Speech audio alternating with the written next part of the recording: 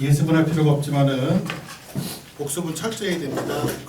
매주 테스트지가 지난주에 배운 게 없어서 오늘 테스트지가 안 나갔지만 다음 주 테스트지가 나갈 거예요. 객관식 문제에서 주관식 문제는. 그래서 숙제 잘해놨나 못했나 걷어가서 볼 거니까는 반드시 복습해가지고 오셔야 됩니다. 2단원부터 갑니다.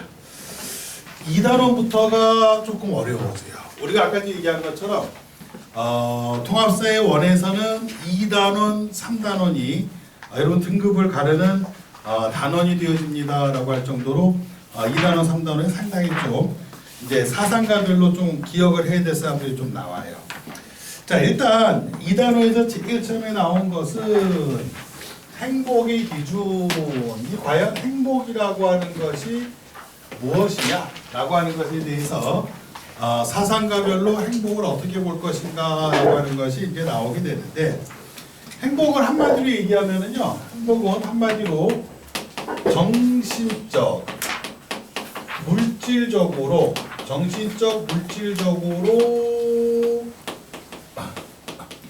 풍요로운 상태를 갖다가 행복이라고 얘기합니다.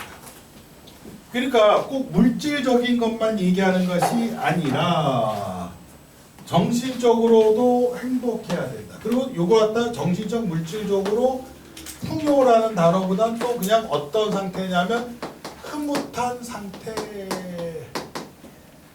얘기해요. 흐뭇한 상태. 애매하죠. 흐뭇하다? 어느 정도가 흐뭇할 것인가 라고 하는 논란이 있을 수 있는데, 왜 그런가라고 하면은 행복지수 높은 나라들을 보면은 희한하게 뭐 부탄, 방글라데시, 듣도 못한 나라들이 행복지수가 높은 나라로 나오거든. 우리나라 행복지수가 높은 나라일까요? 낮은 나라일까요? 우리 비교적 낮은 나라거든. 그렇죠? 그러니까 물질적으로 아까 전에 1인당 GDP가 일본을 앞질르고, 그렇죠? 어느 정도 풍요로운 거 아니냐라고 생각이 드는데도 우리가 행복지수가 낮다라고 하는 것 자체는 꼭 이 풍요라고 하는 이 단어가 조금 문제가 있지 않느냐라고 해서 그냥 정신적, 물질로 흐뭇한 상태, 그냥 만족한 상태라고 얘기하지 꼭 풍요라는 말은 쓸 필요가 없지 않겠느냐라고 해서 이런 표현을 쓰지 않는가라는 생각이 듭니다. 그래서 이렇게 뭐 흐뭇한 상태를 갖다가 이야기한다. 자, 맨 처음에 이제 그래서 페이지 22페이지를 보면은 시대별로 나와요. 자, 일단 행복이라고 하는 것은 시대별로는 어떻게 됩니까? 라고 하니까, 자, 일단 제일 처음에가 선사시대가 나옵니다. 선사시대 키워드는 뭐냐? 생존이라는 키워드와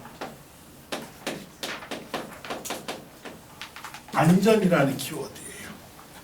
생존과 안전이 보장되면 그게 곧 행복이었다. 생존과 안전이라고 하는 것이 거기 나온 것이 바로 뭐가 있느냐라고 하면 자연재해, 살아온 짐승, 그렇죠? 자연재해, 살아온 짐승, 여기로부터 피하는 것 이거다. 그러니까 결국에는 생존과 안전이라고 하는 것이니까는 이거 플러스 피하는 거 플러스 이게 가장 중요한 거는 매일매일의 먹거리를 어떻게 구할 수 있느냐. 그날 먹고 살 수 있는 먹거리를 구하고 자연재해를 피하고 사나운 짐승을 피하는 이 상태가 곧 행복입니다. 라고 해서 시험에서는 동굴이 나올 겁니다. 동굴에 사람들이 옹기종기 모여있는 모습 나오면 무조건 선사시대예요. 그래서 이때는 생존, 안전, 무조건 이것 자체가 행복입니다. 라고 얘기를 합니다. 자, 그 다음에 두 번째가 고대 그리스로 가요. 사상가가 3명이 나옵니다. 그리스의 사상가. 너 자신을 알라. 악법도 법이다. 라고 얘기했던 소크라테스. 뒤에 이 사상가들이 어떤 얘기를 했는가 또 우리가 중요하게 다룰 거예요. 100% 시험에 나오는 사람이 누구냐? 그리스도의 알소크라테스.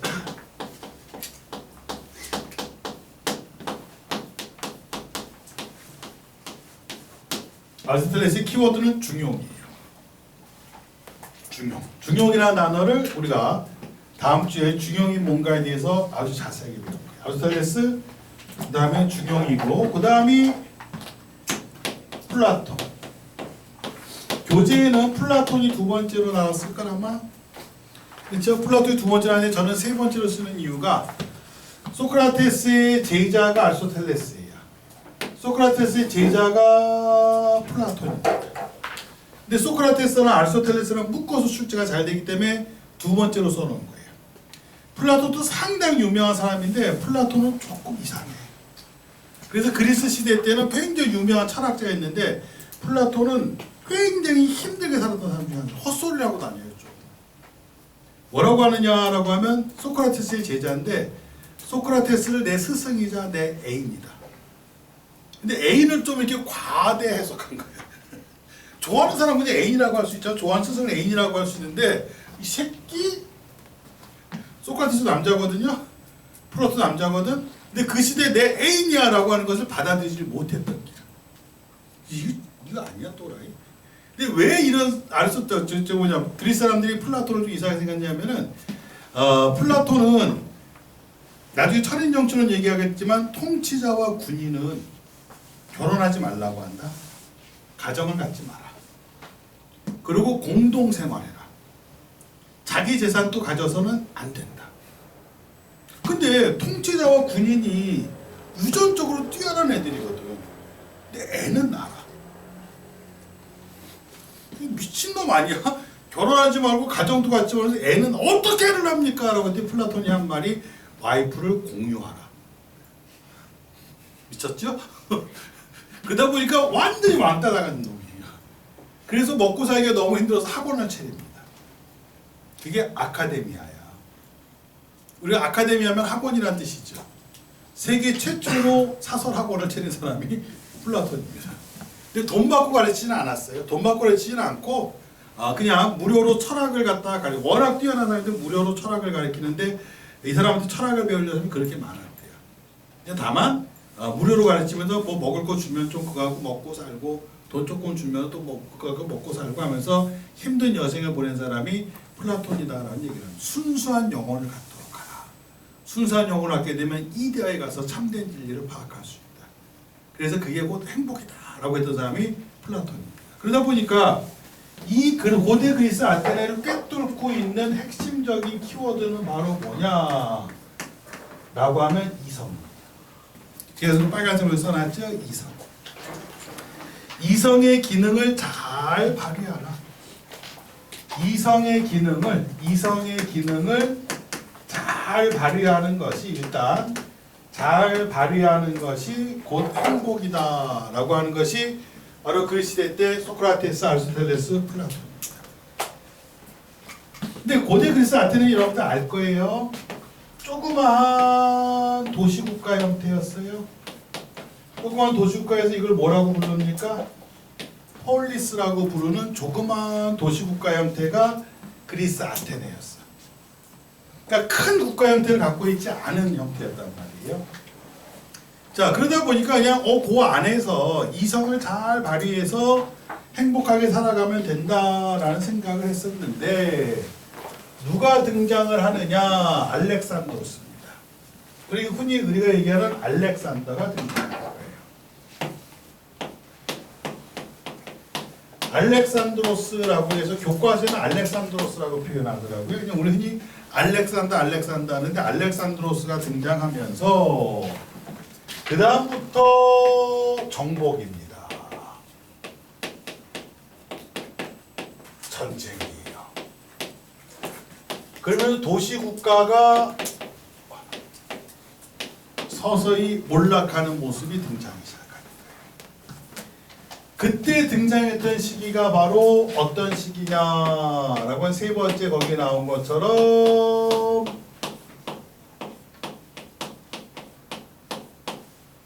우리가 헬레니즘 시대라고 얘기를 합니다. 자, 그러다 보니까 헬레니즘 시대 때는요, 핵심 키워드가 바로 뭐냐면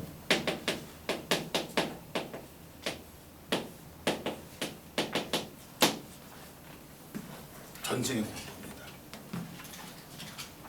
전쟁 공포가 나면서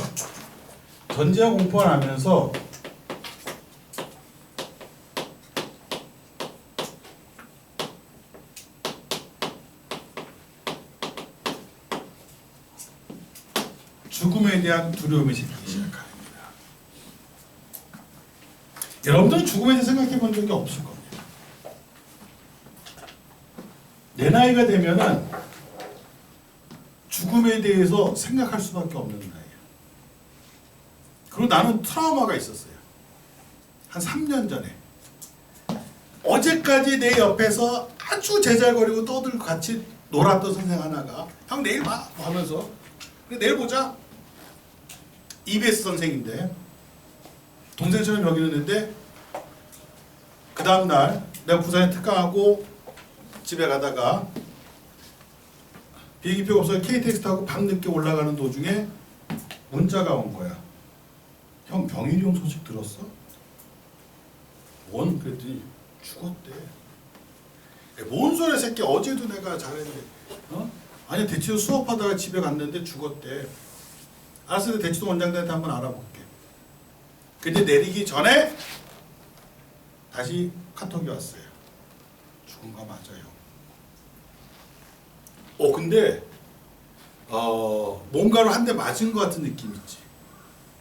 알아보니까는 아침에 대충 수업을 하다, 나는 부산에서 수업하는 거, 걔는 아침에 대충 수업하다 몸이 너무 안 좋아서 막 식은땀도 나고 몸이 안 좋아서 집에 좀 쉬어야 되겠다고 휴강을 하고 집에 잠이 들었는데 심장마비로 못 일어나는 겁니다.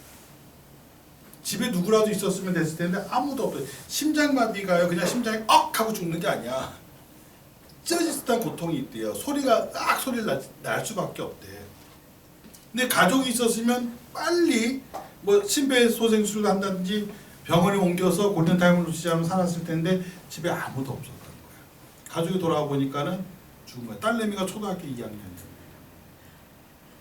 나 그 황망한 감은 이루 말할 수가 없어. 그래서 내가 죽음에 대해 크게 걱정한 사람이 아니거든. 근데 그 다음엔 눈 뜬 다음에 내 심장을 만져보는 그 트라우마 있더라고. 작년에는 또 그놈도 아주 친동생처럼 여기는데 얘는 병원에서 심장마비로 죽었어요. 몸이 안 좋아서 건강검진 받고 치료받으러 들어갔는데 화장실에 쓰러진 거야. 병원 내 화장실에서. 근데 병원 내 화장실 사람이 많았으면 상관, 그때도 얘가 또 혼자인 거야. 근데 병원에 나중에 발견을 빨리 옮겨갖고 심폐소생술하고 다 했는데 골든타임을 놓친 거야. 골든타임 이게 심근경색이면 4분이거든. 근데 그걸 놓쳐갖고 얘도 황망하게 세상을 떠났어요. 야, 그러면서 나도 그냥 나 죽는 건 상관없는데 이렇게 황망할 수가 있을까? 야, 그거 보면서 야, 이게 뭘까? 그런 트라우마가 좀 생겼었어요. 근데 지금은 또 없어. 산 사람 또 산다고. 그런 트라우마는 없는데 이 당시에는 사람들이 이 죽음에 대한 내가 제 명을 다 살고 죽으면 상관인데 전쟁 때문에 내가 죽는다는 그 고통이, 그 두려움 때문에 행복한 삶을 못 살았다. 그러니까 이 헬레니즘 시대 이때 행복이라고 하는 것 자체는, 행복을 쉽게 말하면 정신적 행복이에요.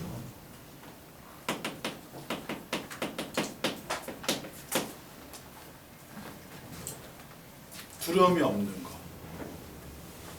얘들아, 수능 전날이 무서울까? 수능 날이 더 긴장될까? 대부분이 다 수능 전날이에요. 수능 전날의 긴장도가 무지 큽니다. 수능 날은 긴장도가 떨어져요. 1교시 딱 시험 보고 나면 멍해. 모의고사 한번 봐봐. 이제 3월 달에 모의고사 1교시 끝나면 멍하고 2교시 끝나도 멍하고 수능 다 끝나고 내려오면서 멍해요. 끝났구나라고 하지만 그 전날은 긴장도가 무지 셉니다. 고3 때 재수생 내가 중점적으로 수업을 하다 보니까 수능 때 가까우면 애들이 그래. 쌤, 수능 못 보면 어떡하죠? 그럼 고3들한테 웃으면서 그래. 쌤, 한 해 더 하면 되지. 재수생한테 야, 이게 뭐가 두려워. 한 해 더 하면 되지. 쌤, 그 가, 이 새끼야. 닥치지도 않은 걸 왜 걱정을 하느냐. 왜 다가올 일, 닥친 일로 했는데 왜 걱정을 하느냐. 지금 내가 이 얘기는 헬레니즘 시대 그 시대거든. 왜 닥치도 않은 걸 왜 그 두려움에 대한 공포감을 갖고 그래서 정신적으로 행복한 삶을 살지 못하느냐. 피그말리온 효과라고 있잖아요. 할 수 있다, 할 수 있다, 할 수 있다. 긍정적 마인드를 갖게 되면은 그렇죠? 그대로 된다라는 것이 오죽하면 심리학자들이 피그말리온 효과를 얘기했어. 미래를 내가 바꿔가는 거야. 그래서 내가 우리 고등학생들한테 얘기하는 게 즐기라는 거야. 3년간은. 맘그대로 놀라는 게 아니야. 즐기라는 게. 어차피 3년간 고등학교 과정 공부하면서 수능을 봐야 되니까 3년간을 즐기세요. 열심히 하는 애들이 못 이기는 애들이 즐기는 자를 못 이깁니다. 즐기는 자는 열심히 할 수밖에 없어. 그리고 즐기자나 놀라운 현상이 나타납니다. 영화나 드라마 보면 뭐 외우려고 하는데 막 대사 기억나고 장면 막 기억나고 하잖아. 재밌으니까. 그렇게 재미없잖아. 그러니까 외워도 잘 안 외워지는 거라 공부는. 근데 즐겨봐봐요. 그러면 기억도 나고 열심히 하는 건데 또 하나 내가 인생 살면서 느낀 건 운 좋은 새끼는 즐거운 애들이 못 이겨요. 우리 그 수능 만점자가 있었는데 수능을 딱 보더니 몇 년 전인데 수능 보고더니 쌤 저 만점 받은 것 같아요. 우리 선생님들이 뭐래? 야 이 새끼야 네가 수능 만점을 받았으면 우리 학원 수능 만점자 50명 넘어. 도저히 만점을 받지 못하려거든. 아니 진짜 만점인 것 같아요. 가채점 하더니 네가 어떻게 만점이야? 네가 뭘 만점을 받았는데 했더니 선생님 8문제 찍었는데 8문제 다 맞았어요. 수학도 찍었어요. 주관식도. 아무 숫자 썼는데 그것도 맞았어요. 근데 진짜로 만점에 나왔어요. 야, 운 좋은 새끼는 못 이겨요. 근데 얘가 1박 2일에 나왔었다. 서울대 수능 만점자 특집편에. 김용민 얘한테 질문했어. 어떻게 그 어려운 수능을 다 만점을 받아요? 질문했거든. 그랬더니 얘가 내 걸 생생히 봤어요. 그거요 어렵지 않아요. 저 재수했는데 학원에서 선생님들 시키는 대로 예습 복습 철저히 하니까 만점 나오던데요. 텔레비전 부수고 싶었어. 이 새끼 찍었다는 거 왜 안 해? 그래야 사람들한테 희망이 생길 거 아니야. 요번에 수능 만점자 인터뷰하는 거 봐요. 밤 10시면 공부 안 하고요. 게임 했고요. 아이씨. 걔네들 얼마나 거의 밤새듯이 열심히 하는데. 근데 참 운이 안 따는 애는 있긴 또 있어요. 여학생이었는데 얘가 수능 만점자 3명 나온 애 중에 하나인데 우리 학원에서 만점이 나왔었거든. 여학생인데 그 당시에는 저게 있었어. 지금 한국사가 필수잖아. 근데 예전에 국사 근현대사로 나눠져갖고 서울대를 진학하려면 국사 시험을 무조건 선택을 해야 될 때가 있었거든. 근데 얘가 국사를 선택을 안 한 거야. 숙명여대 썼다 떨어져갖고 그냥 재수해도 숙명여대만 가면 좋겠다. 아니면 조금 더 업그레이드해서 이대만 가도 좋겠다. 근데 굉장히 즐거운 공부했어. 재수하면서 우리가 오죽하면 그랬다. 뭐가 그렇게 즐겁니? 넌 너무 즐거운 거 아니야? 어차피 쌤 수능은 11월이잖아요. 그때 그러면 인상 쓰고 다녀요? 그래도 너무 즐겁다. 즐겁죠. 감사하죠. 재수할 수도 있고 뭐하고 어쩌고저쩌고 하면서 이제 그랬거든.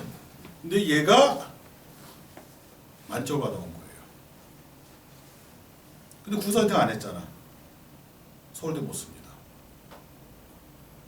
그때는 필수였는데. 그래서 연대 경영 쓰고 연대 경영은 뭐 4년 장학금 받고 갈 정도였고. 그래서 내가 걔한테 야 의대도 하나 써보는 게 어떻겠니? 저 의사 되기 싫은데 하나 써봐. 마음이 달라질 수도 있어. 교차 지원할 거 있었거든. 의대는 그 당시에 2개 다 붙은 거야. 어디 갈게요? 의대 갔어요. 의대 갈 생각 없다더니 의대 가고 지금 의사예요. 지금 레지던트인가 하고 있는데 잘하고 있어. 그러니까 이게 정신적으로 만족스럽고 행복한 생활을 하게 되면은 즐겁게 생활하면서 모든 것을 끌고 나갔을 때 그렇지 못하게 되면 안 된다는 거야. 이게 헬레니즘 시대예요. 예전에 연평도 포격 사건이 있어. 북한에서 연평도를 포격한 사건이 있었거든. 근데 이마트에 있었거든요. 와이프가 뭐 장 좀 봐오라고 해서 알았어 해서 휴대폰 안 갖고 들어왔는데 갑자기 아줌마한테 전쟁 났다 해서 뭐 라면 막 쓰려고 뭐 하는 거야. 나는 뭔 전쟁이야 라고 해서 이제 장 보고 그 다음에 와서 이제 차에서 라디오 틀어보니까 연평도 포교 사건이 나타나요. 집에 가서 뉴스 틀어보라고. 와이프가 뉴스 틀어보는데 이제 포교 사건 뉴스 특보로 막 나오는 거예요. 와이프가 나한테 한마디 딱 피난 가자. 어디로 갈까? 근데 빨리 엄마 아빠 모시고 장인 장모님 모시고 우리 엄마 아빠 여기 경남 사천에 사시거든요. 원래 사천이 고향이 아닌데 따뜻한 곳에 사시겠다고 사천 내려 사시거든. 사천으로 가자. 나 내일 수업 있는데 수업이 문제야 전쟁인데 라고 하길래 아직 발생 안 했잖아. 그 전쟁 절대 안 나. 북한이 전쟁 일으킬 수 있는 능력이 없어요. 왜? 돈이 없어. 기름이 없어요. 지난번에 김정은이가 북한 공군 부대 방문해가지고 그럼 우리는 대통령 공군 부대 방문을 비행기 띄어서 막 뭐 쏘는 거 대통령 망원경 보고 막 이렇게 해고 박수 치고 해야 되잖아. 김정은이 갔는데 비행기를 안 띄우더라고. 근데 북한 장군이 나와서 오용 비행기 2개 들고 이렇게 훈련하고 있습니다.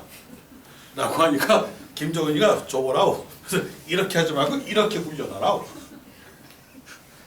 야 그거 보고 얼마나 돈이 없습니다. 땡코다 쓸 거야. 근데 내가 전쟁 절대 안 나네. 그러니까 추가라고 핵 개발하려는 거야 핵무기. 그런 기름 필요 없으니까. 염려 마라. 절대로 안 난다. 왜 닥치도 아니라다 걱정을 하느냐. 그리고 내가 그랬어. 사천보다 내가 살고 있는 일산이 더 안전하다. 우리가 살고 있는 일산이 더 안전하다. 왜냐? 김정은 지난번에 뒤에 우리나라 지도가 그려져 있었는데 여러분한테 미안하지만 부산에 1번 써져 있어. 무슨 소리인지 알아? 전쟁 나면은 부산이 1번 폭격 지역입니다. 왜 그럴까요? 서해안 쪽은 해수면이 낮아서 외국에서 물자를 받아서 수송하기가 어려워요. 부산항이랑 컨테이너항이 있기 때문에 물자 수송 받는 것이 굉장히 유리합니다. 부산 항만시설 파괴야. 그 다음에 2차 파괴가 여수입니다.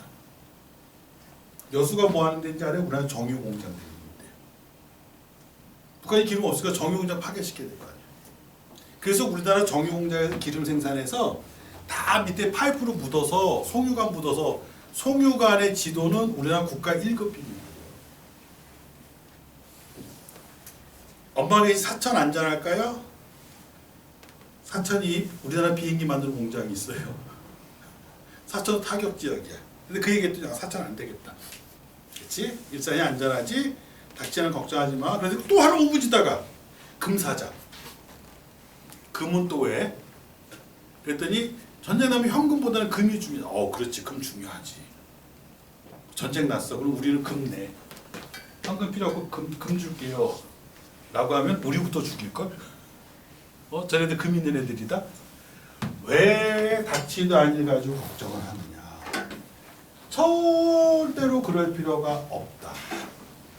여러분들 앞으로 닥치지 않으려고 걱정할 필요 없어요. 그럼 정신적으로 피폐해. 만족스럽지 않아요. 그래서 정치 행보를 최고의 행보로 삼았던 시대가 헬레니즘 시대예요. 이성의 기능이 아니에요. 그래서 이때 등장한 사람이 누가 등장하느냐 라고 하니까 제일 처음에 나오죠. 에피쿠로스예요. 자, 에피쿠로스는 일단 키워드만 알려줄게. 쾌락주의입니다. 디테일한 거는 서양 사상과는 다음 주에도 디테일하게 쾌락주의야. 죽음은 고통이 아니다. 죽음을 고통으로 생각하지 마라.